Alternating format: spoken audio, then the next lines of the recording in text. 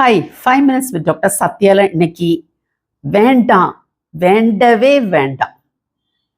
இந்த உலக வாழ்க்கை நம்ம யாருக்குமே நிரந்தரம் கிடையாது. இதை நம்ம ஒவ்வொருத்தரும் ஒவ்வொரு நாளும் ஞாபகம் வச்சுக்கிட்டோம்னா சில எண்ணங்களை எண்ண மாட்டோம், சில பேச்சுகளை பேச மாட்டோம், சில காரியங்களை செய்ய மாட்டோம். உங்களுடைய ஒரு நாள் அந்த 24 hours அதை அப்படி கேப்சர் பண்ணுங்களேன். கேப்சர் பண்ணிட்டு இப்போ நான் சொல்ல போகிறத நீங்கள் கவனமாக கேளுங்க. இந்த 24 hours எத்தனை பேரை குறித்து தவறான எண்ணங்கள் உங்களுக்கு வந்துச்சா? எத்தனை பேர்கிட்ட கோவமாக பேசுனீங்களா? வீட்டில், ஆஃபீஸில், படிக்க போகிற இடத்துல, வெளியே போகிற இடத்துலன்ட்டு எத்தனை பேருக்கு விரோதமாக அவங்கள ஹர்ட் பண்ணணும், அவங்களுக்கு ஏதாவது நஷ்டம் உண்டு பண்ணணும், கெடுதி பண்ணணும்னு காரியங்களை செஞ்சீங்களா?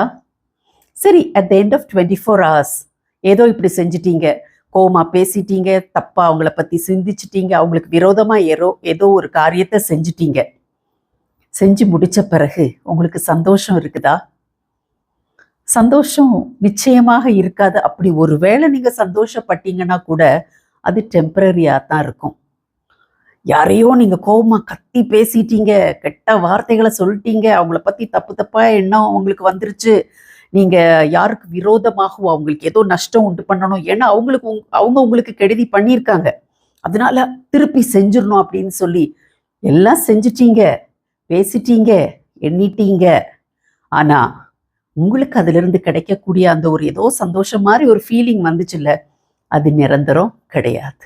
மாறாக நான் என்ன சொல்றேன்னா, அது உங்களுக்கு கொஞ்சம் கஷ்டங்களை கொடுக்கும்.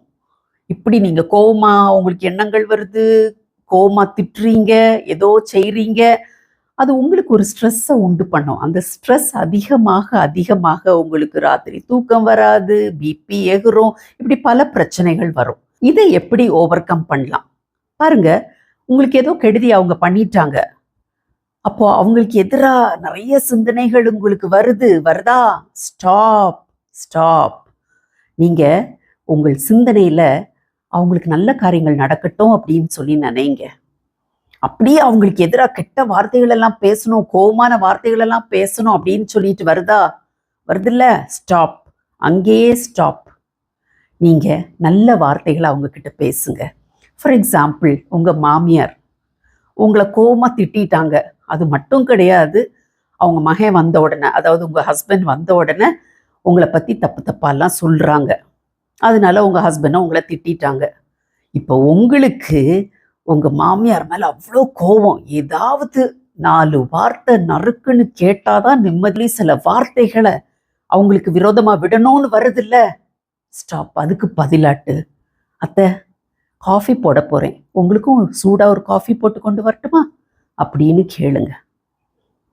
உங்களுக்கு ஏதோ ஒரு நஷ்டத்தை விளைவிக்கும்படியா, உங்களுக்கு கெடுதி விளைவிக்கும்படியா பண்ணிட்டாங்க, உங்களுக்கு அவங்க இப்போ எதிரி மாதிரி இருக்காங்க, நீங்களும் அவங்களுக்கு பதிலுக்கு பதில் நம்ம எதையாவது செஞ்சுருவோம், அவங்களுக்கு கொஞ்சம் கெட்ட காரியங்கள் எல்லாம் எதையாவது செஞ்சு நம்ம மனசு ஆறட்டும் அப்படின்னு நினைக்கிறீங்களா? அப்படின்னு ஏதோ காரியங்களை செய்ய போறீங்களா?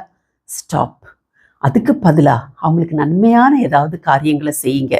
அதை செய்ய முடியாட்டி கூட பரவாயில்ல, ஒன்றும் செய்யாதீங்க, பேசாம இருங்க.